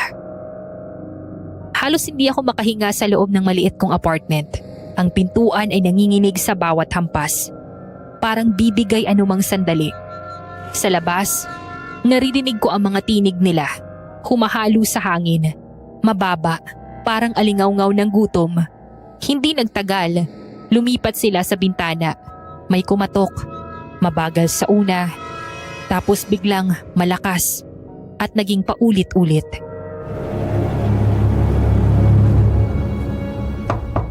Ivy, buksan mo na. Hindi ka namin sasaktan kung makikipagkasundo ka lang ng maayos sa amin. Hindi! Hindi mo ako mauuto! Magiging madali lang naman ang lahat ng to sa atin pare-parehas kung mananahimik ka na lang. Hindi! Ayoko! Hindi ako mananahimik sa kung anong klase kayo. Masarap ka siguro. Mas masarap ka pa kaysa sa lahat ng pinapakain nila sa akin. Nakadikit ang mukha niya sa salamin. Ang mga mata niya ay kumikislap at kulay pula. Parang apoy na naghihintay ng pagkakataon. Ngumisi siya, mabagal, at ipinakita ang matutulis na ngipin. Sa bubong, may bigla namang kumalabog. Gumapang ang mga yabag, paikot-ikot. Parang may hayop na gustong bumaba sa pamamagitan ng pagbutas ng bubungan ko. Sa kabilang gilid, si Nanay Juana, bumubulong ng hindi ko maintindihan. Ang bawat salita'y parang sumisingaw sa hangin, nakakapangilabot at nakakapanghina. Walang makakaprotekta sa'yo rito! Lahat ng sulok ng apartment ko'y parang binubulabog. May kumakalmot sa dingding, may kumakaskas sa bintana, may kumakatok sa pintuan. Walang ligtas na bahagi. Ngunit hawak ko pa rin ang amulet. At sa bawat kislap nito, parang may humaharang na hindi nila masira. Kahit nakapaligid sila, hindi sila makapasok. Sa dilim, naglaban ang kaba at tibay ng loob ko. At sa gitna ng lahat ng ingay, ang alam ko lang, hindi pa sila titigil. Habang mahigpit kong hawak ang amulet, bumalik sa akin ang mga salita ng aking lola noon. Sabi niya, ito raw ay tagapagbantay, laban sa mga nilalang na hindi nakikita ng iba. Darating daw ang panahon na maiintindihan ko kung bakit mahalagang huwag itong mawala, lalo na kapag dumating ang gabi na mangilid ang dugo. Noon, hindi ko yun pinaniwalaan. Akala ko'y kwento lang. Ngunit ngayong nagliliwanag ito at pinipigilan ng mga halimaw sa labas, alam kong tama siya. Yun nga ang aking kalasag. Magdamag akong gising at magdamag din silang nasa labas. Nang magsisimula ng lumiwanag, doon lang sila nawala. Kailangan may gawin ako. Oras na para gawin ang mga bagay na itinuro sa akin ni tatay noon. Nang mag-umaga, hindi ako nag-aksaya ng oras. Ang mga halimaw na nasa paligid ay maaaring maghihintay lang ng oras. Hindi na rin ako maaaring umasa na palaging poprotektahan ako palagi ng amulet. Kaya binuksan ko ang bag na may laman ng mga bagay na binigay ni tatay. Una kong nilabas ang isang lumang 45 na baril. Mabigat ito sa kamay. Pero sanay na sanay ako dahil ilang beses niya akong pinaputok noon sa bukid. Katabi nito, isang kahon ng mga bala na pinanday niya mismo. Hindi ito basta-basta bala. Pilak ang dulo. Ang mismong metal na kinatatakutan ng mga aswang. Isa-isang ipinasok ko ang mga bala sa chamber. Ang bawat click ng metal, parang tibok ng puso kong unti-unting tumitibay. Kasunod nun, inilabas ko ang maliit na bote ng banal na tubig. Hindi man ito kasing lakas ng bala. Alam kong sa tamang oras, magiging apoy ito laban sa mga nilalang na hindi kayang lapitan ang mga banal na bagay. Isinabit ko rin ang rosaryo sa aking leeg, kasama ang amulet. Habang inaayos ko ang lahat ng yon sa aking bag, hindi ko maiwasang maalala ang tinig ng aking tatay. Lagi niyang sinasabi na hindi lahat ng laban ay pwede mong iwasan at hindi lahat ng halimaw ay nasa panaginip lang. Kung minsan, ang mismong dugo mo ang hahamon sa kanila. Kaya't sa gabing yon, alam kong handa na ako.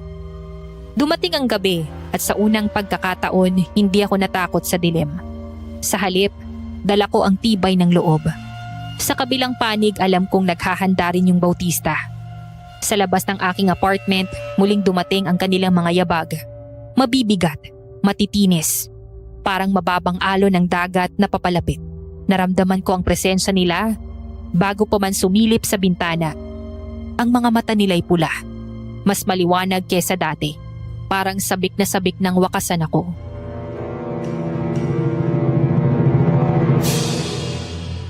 Lumabas ka, Ivy! Hindi ka makakatakas ngayong gabi! Hindi ka pwedeng mabuhay dalang nakita mo. Buksan mo na! Hindi ko na kayang maghintay na makain ka. Kung gusto niyo akong patayin, hindi rito. Alam niyo sa sarili niyong oras na galawin niyo ako rito. Malalaman ng buong baryong itinatago ninyo. Kahit saan pa tayo magharap, isa lang ang kahihinatnan mo.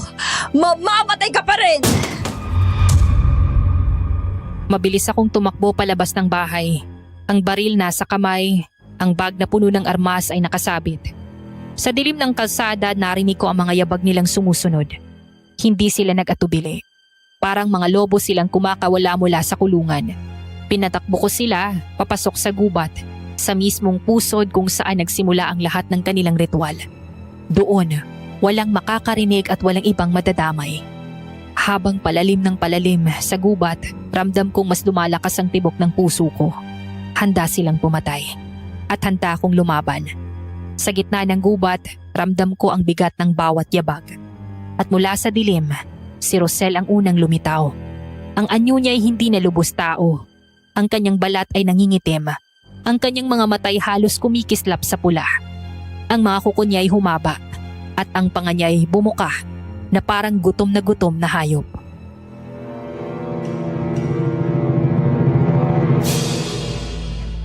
Hindi ka makakatakas, Ivy. Hindi ako titigil hanggat hindi ko natitigman ang laman mo. Subukan mo, Rosel! Huwag kang puro salita! Talagang sinusubukan mo ako, ha? Bakit naman hindi? Gayong mas mananaig ang liwanag sa dilim. Talaga lang, ha? Tingnan na lang natin kung masabi mo pa yan sa oras na nangihina ka na. Sumugod siya ng mabilis, parang kidlat na bumaba mula sa ulap.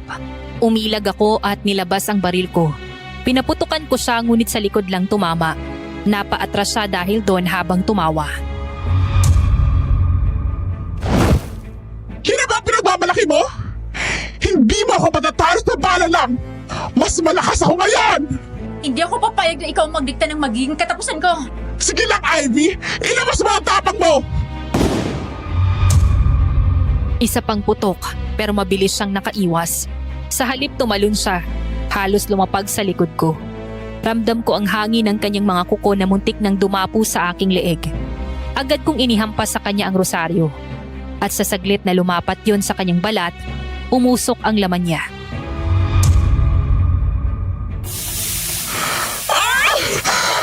Ano yan? Bakit ang init? Isang bagay na alam kong hindi mo kayang hawakan. Dahil baka ikamatay mo. Lumayo ka sa Rosario, Rosel! Huwag mo hayaang madikitan ka niyan! Umatras siya, nanginginig sa galit, ngunit hindi siya tumigil. Lalo siyang naging mabangis. Ang katawan niya ay mas lalo pang nagbago. Ang binti niya ay naging baluktot, parang hayop na handang tumalon. At sa kanyang mukha, hindi na makita ang inosenteng babae. Isa na siyang halimaw na gutom sa dugo at laman. Habang nakikipagpalitan ako ng galaw kay Rosel, narinig ko ang isang tinig, malamig, mababa, at mas nakakapangilabot. Tama na ang laro, anak. Akin na siya. At ako na ang papatay sa babaeng yan. Pero nagsisimula pala ako sa pakikipaglaro ko sa kanya, Nay. Wala na tayong oras. Kailangan natin siyang mapatay agad. Hindi ka na makakatakas, Ivy. Walang magliligtas sa iyo rito. Kahit anong sigaw pa ang gawin mo! Hindi ko kailangan na magliligtas sa akin. Ako mismo ang lalaban sa inyo. Binunot ko ang bote ng banal na tubig at inihagis sa kanya. Tumalsik yon sa kanyang braso at agad siyang napaigig. Ang laman niya ay bumula, parang sinusunog ng apoy.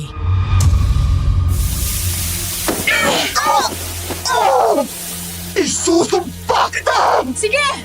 Subukan mong lumapit sa akin na magkaalaman tayo! Nay! Huwag ka magpapatay sa kanya! Alam mo kung ano kakayahan natin! Tumigil ka na, Ivy! Kahit anong gawin mo, mamamatay at mamamatay ka pa rin! Bakit hindi ka nalang sumuko? Umalis dito at kalimutan ang lahat ng nalalaban mo! Saka ka bumalik sa pinanggalingan mo! Tapos ang usapan! Hindi! Nandito na ako! Bakit hindi ko pa kayo tatapusin? Saan mo ba kinukuha yung tapang mo, ha? Hindi nyo alam kung anong dugo meron ako. Sino ka ba talaga? Social worker ka ba talaga o isa ka sa mga... Huwag mong sabihin isa ka sa mga albularyo mula sa sulo na layuning ubusin ang lahi namin. Hindi ako albularyo. Pero oo, galing din ako ng sulu. Yun ang totoo. At anak ako ng isa sa mga albularyong kinatatakutan ninyo. Sinasabi ko na nga ba? Papatayin kita! Huwag kang lalapit! Hindi ako nag-atubili. Dinikit ko ang rosaryo sa kanya. Ang liwanag nito'y nagbukas ng kaunting agwat. Ngunit masyado siyang mabilis. Sumugod siya. Ang mga kuko niya'y halos dumapo sa aking dibdib. 2 bala ang dumapo sa kanyang balikat at hita. At kahit natamaan siya, hindi siya tuluyang bumagsak. Ang dugo mo ang magiging kalakasan naming lahat!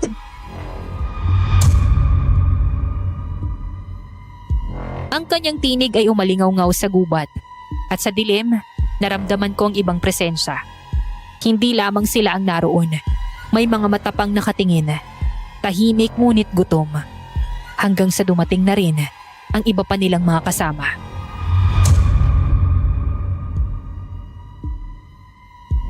Ivy, pasensya na, pero kailangan kong tapusin to.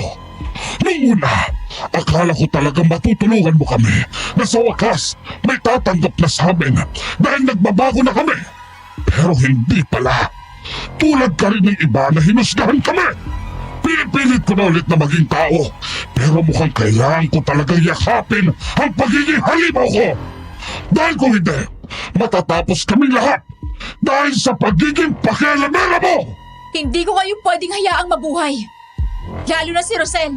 Dahil malaki kayong banta para sa mga inosenteng tao. Matagal na kaming tumigil sa mga bagay na pinaparatan mo. Pero mapipilitan akong pumatay ulit alang-alang sa kaligtasan ng pamilya ko. Kung talagang tao ka pa, Amando, hindi mo ako papatayin. Kung talagang desidido kang magbago, hindi ganyan ang gagawin mo. Hindi ko na kayang balikan ang pagkatao ko. Pero hindi ko rin kayang ulitin ang mga kasalanan ng mga kasama ko. Kung gusto mong lumaban, lumaban ka para sa tama. Huwag para sa kanila. Itinaas niya ang kamay niya. Mahaba at matalim ang kuko. Handang ibaon sa akin. Tumigil ako. Nakatingin sa kanya. Habang hawak ang baril, umiling siya. Nanginginig. Ramdam ko ang bigat ng kanyang konsensya. Halos nakalapit na siya. Ang kuko niya ay ilang pulgada na lang mula sa aking balat. Ngunit tumigil siya. Ang kanyang dibdib ay mabilis na nagtaas baba. Parang nilalabanan niya ang sariling halimaw. Sa paligid, nagsidatingan ng iba pang aswang. Mga aninong nakapaligid sa amin. Wala silang tinig, pero ramdam ko ang gutom sa kanilang mga mata. Si Nanay Juana, galit na galit. Halos sumabog sa galit habang nakatingin kay Tatay Amando. Ano pang hinihintay mo? Tapusin mo na siya! Patayin mo na siya, Tay! Bago pa tayo mahuli! Ngunit siya'y nakatitig lang sa akin. Kita ko ang tao sa likod ng kanyang mata. Ang taong minsan ay tumanggi sa kasamaan. Hindi mo kayang gawin! Dahil kahit anong itago mo, tao ka pa rin! Ang iba pang aswang ay papalapit na.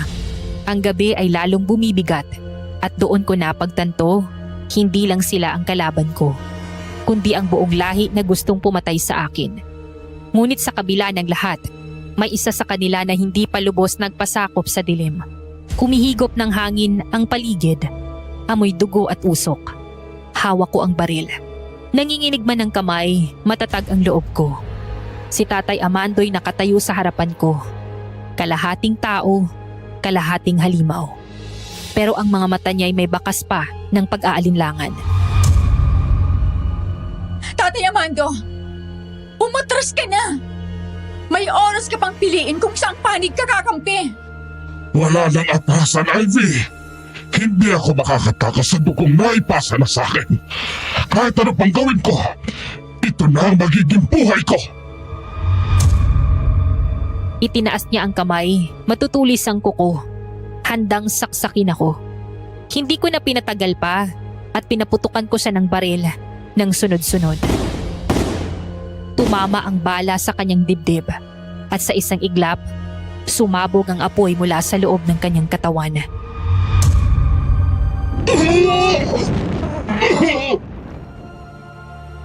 Nagsisisigaw siya, nanginginig at bumagsak sa lupa. Ang kanyang balat ay nagliyab. Ang apoy ay kumalat mula sa dibdib hanggang sa mukha. Pasensya na tayo, Amando. Pero dapat lang yan sa'yo. Mas mabuti na rin siguro to kaysa magpakalunod sa kadiliman. Kayo na lang ang natitira. Isa-isa kayong babagsak. Ikaw ang pumatay sa asawa ko! Dugo mo magiging kabayaran! Pagbabayarin kita sa ginawa mo! Hindi ako ang pumili niyan, kundi siya. May pagpipilian kayo. Pero mas gusto niyo sa dilim. Inihagis ko ang bote ng banal na tubig. Tumama sa kanyang mukha at agad siyang nagsisisigaw.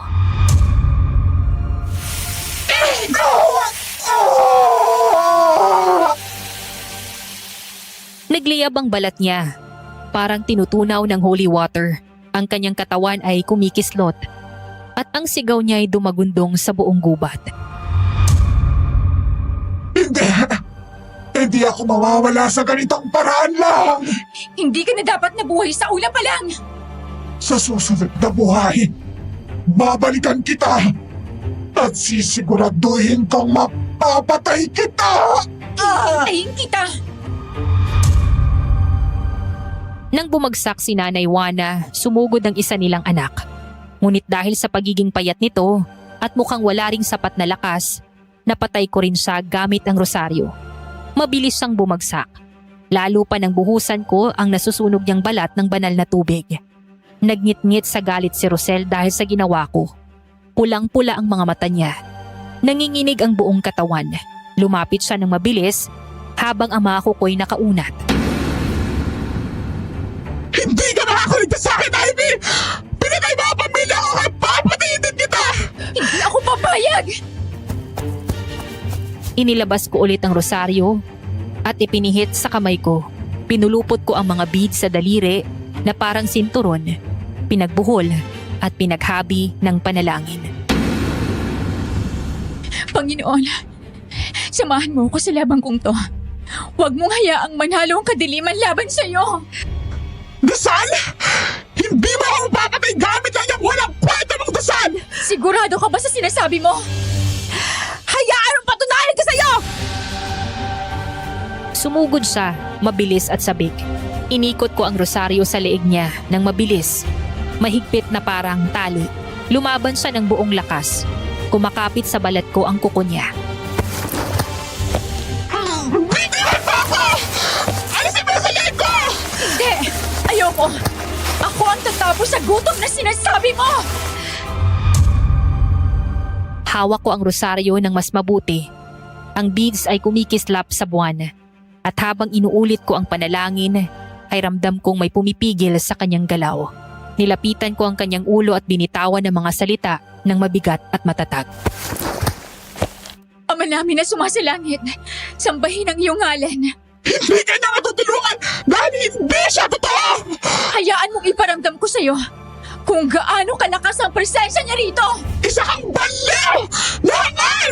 Paalam na, Rosel. Hanggang dito ka na lang. Hindi!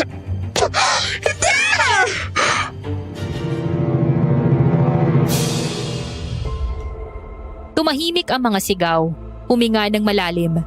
Nanginginig ang mga kamay. Dahan-dahan kong inalis ang rosaryo sa leeg niya at tinihiga ang katawan ng maingat. Ngunit hindi pa tapos. Kumiga ako at lumingon sa paligid. Ang mga anino'y hindi kumalas. May kumikilos sa malayo, nagmamasid pa rin. Ilang sandali pa, nagbago ang katahimikan. May mga yabag sa palibot at mga aninong sumusunod at lumapit ng mabilis. Hinawakan ko muli ang rosaryo at binigkas ang panalangin ng mas malakas. Ama namin, patawarin mo kami. May pumunit sa damit ko, may kumagat sa braso, ngunit hindi ako bumitaw. Sa bawat pagbigkas, parang may lumalakas sa aking loob. Ang rosaryo ay hindi simpleng tali. Ito ay isang ilaw sa gitna ng dilim. Lumabas ang iba pang mga aswang, kaya naman ang natitirang holy water at bala ng baril ang ginamit ko sa kanila. Hindi ko na alam kung sino yung tinamaan ko, pero ginamit ko pa rin ang natitira kong lakas. Habang nagaganap ang laban, kumalat ang apoy sa paligid. Ang mismong bahay ng Bautista ay nilamon ng apoy. Ang mga aswang sa paligid ay nagsisigawan. Bumagsak isa-isa ang mga bala at banal na tubig na binabato ko. Ang amulet sa aking leeg ay kumikislap pa rin. Parang pinapanday ang lakas ko sa gitna ng dilim. Isa-isa silang bumagsak hanggang sa wala nang naiwan. Ang katahimikan ay napalitan ng huni ng apoy at iyak ng gabi. Ngunit bago ako tuluyang umalis, may narinig akong kakaibang iyak. Halos mabaliw ako nang marinig yun. Sa gitna ng abo at usok, sinundan ko ang iyak hanggang sa isang lumang baul na natatakpan ng basang kumot. Binuksan ko yun. Tumambad ang isang lalaking sanggol na may suot na lampin. Sa lampin, nakasulat ang pangalan niyang Kiko. Ang kanyang balat ay maputla, ngunit ang mga matay hindi pangkaraniwan. Hating tao, hating halimaw. Diyos ko, may iniwan silang bata. Ang sanggol ay nakatingin sa akin. Walang muwang. At doon ko naramdaman ang bigat ng lahat. Siya ang bunga ng kanilang lahi. Kalahating tao at kalahating aswang. At kung iiwan ko siya, tiyak na mapapahamak din kung hindi siya mababago sa pagdating ng panahon. Hindi mo kasalanan ng dugo na pinagmulan mo. Hindi mo kasalanan ng kasalanan ng pamilya mo. Sa likod ko, gumuho ang buong bahay ng Bautista. Tinapos ang kasaysayan ng kanilang kadiliman, ngunit sa aking mga kamay, nagsimula ang isang bagong kwento. Umalis ako sa gubat, dala ang sanggol. Pagmulat ng mata ko, agad kong naamoy ang antiseptic. Puting kisame, malamig na hangin, at kumislap na ilaw ng fluorescent. Ang katawan ko'y puno ng benta, sugat na tanda ng gabing halos ikamatay ko. Sa tabi ng kama, nakahiga si Kiko. Mahina siya, payat ngunit humihinga. May nurse na nag-ayos ng swero at sabay lumingon sa akin. Buhay raw ang bata pero mahina. Kailangan niya ng mahabang gamutan, lalo na't wala siyang magulang na hahawak sa kanya. Kumirot ang dibdib ko. Ako lang ang natira para sa kanya. At sa mga papel na inilapag ng doktor sa mesa, alam kong oras na para magsumite ng ulat bilang social worker. Una, ulat para sa bata. Ang katotohanan, isa siyang sanggol na kalahating aswang, iniwan sa lumang baul sa nasusunog na bahay ng Bautista. Pero hindi yon ang naisulat ko. Isang sanggol ang natagpuan sa abandonadong bahay. Walang record ng mga magulang. Inabanto na, ngunit ligtas. Pinirmahan ko yon. Wala akong binanggit tungkol sa dugo niya. Walang kasaysayan ng kanyang pinagmulan. Para kay Kiko, kailangan ko siyang gawing ordinaryong ulat para may pagkakataon siyang mabuhay nang hindi hinuhusgahan. Sumunod ang mas mabigat, ang ulat tungkol sa Bautista family. Ang totoo, sila'y mga aswang, kumakain ng lamang tao at hayop, at sila ang dahilan ng mga nawawala. Pero sa papel, iba rin ang isinulat ko. Ang pamilyang Bautista ay nasawi sa sunog. Walang natagpo ang katawan na buo. Ang mga pagkawala ng bata at hayop ay walang direktang ebidensya na may kinalaman sa kanila. Kaso ay itinuturing na sarado. Pinirmahan ko ang dalawang ulat. Sa unang pagkakataon, alam kong nilihis ko ang aking tungkulin bilang social worker. Pero sa oras na yon, ang tungkulin ko'y hindi na lamang pampropesyonal, kundi may bata na rin akong kailangang ingatan. Sa loob ng ospital na yon, dalawang ulat ang naisumite. Ang isa, nagsisinungaling para sa isang sanggol. Ang isa, nagsisinungaling para sa baryo. At pareho kong tinanggap na ako na rin ang sasalo sa lahat ng bigat ng kasinungalingang yun. Malamig ang silid ng ospital. Amoy antiseptic. May mahinang ugong ng aircon at ang ilaw ng fluorescent ay parang walang kapaguran sa kakakutitap. Mahina pa ang katawan ko pero malinaw na ang ulirat ko. Sa katabi ko, nakahiga si Kiko, payat at nakaswero. Doon pumasok si Aling Rosa. Dala-dala ang basket ng prutas.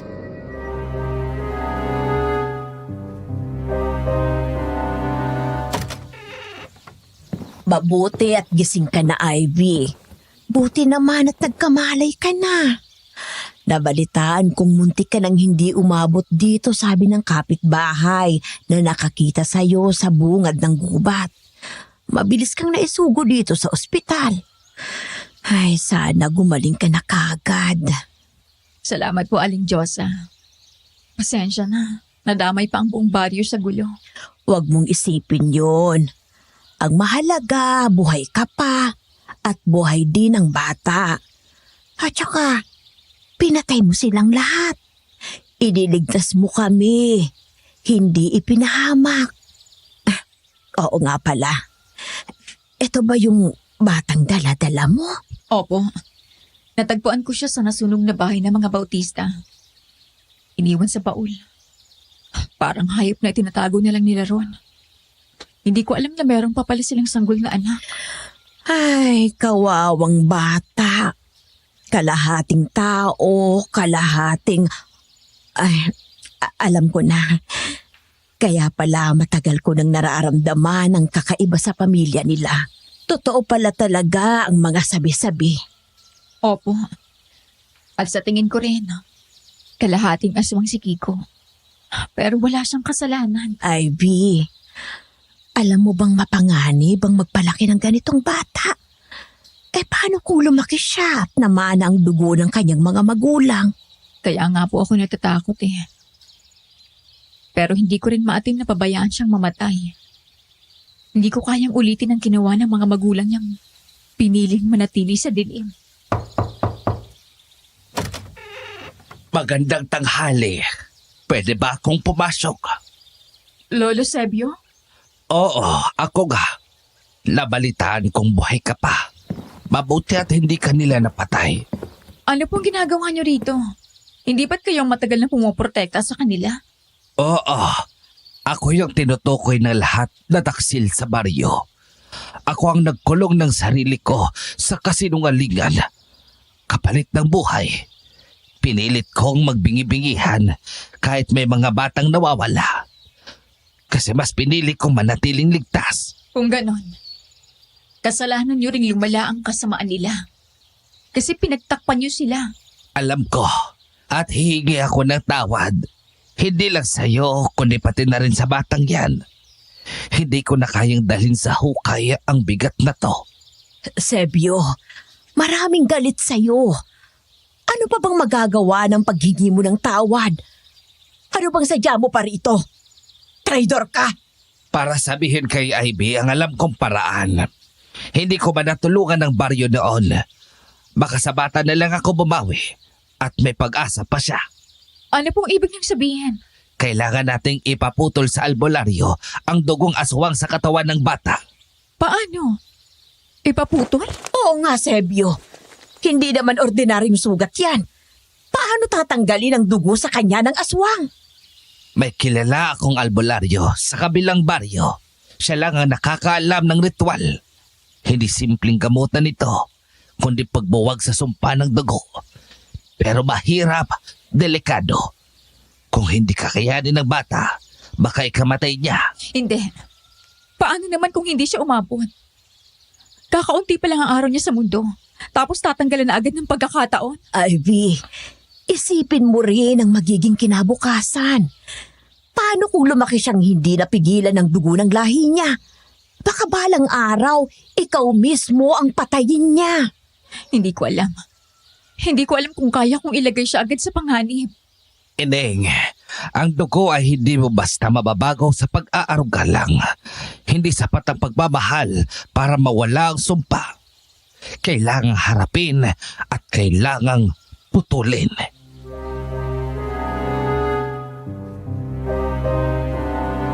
Hindi ko alam kung tama si Lolo Sebio o mali. Sa loob ng ospital, habang humihinga si Kiko ng mahina, nakaramdam ako ng bigat na parang hindi lang siya ang nakasalalay kundi pati ako.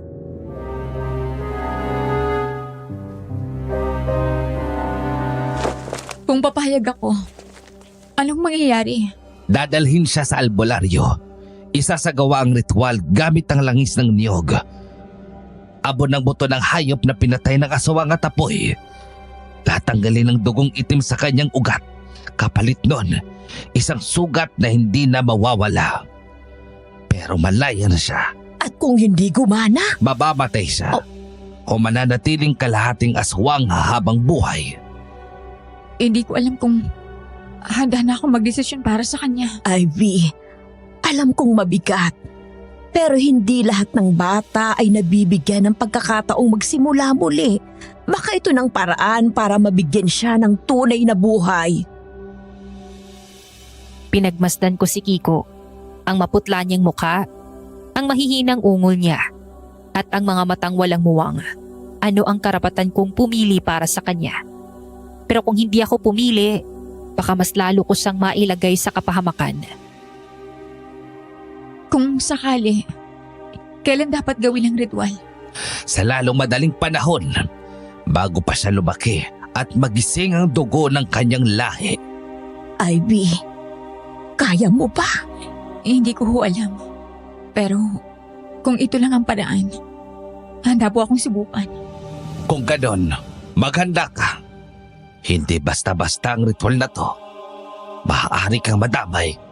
Kung madadamay ako, mas pipiliin kong madamay kaysa iwanan siya.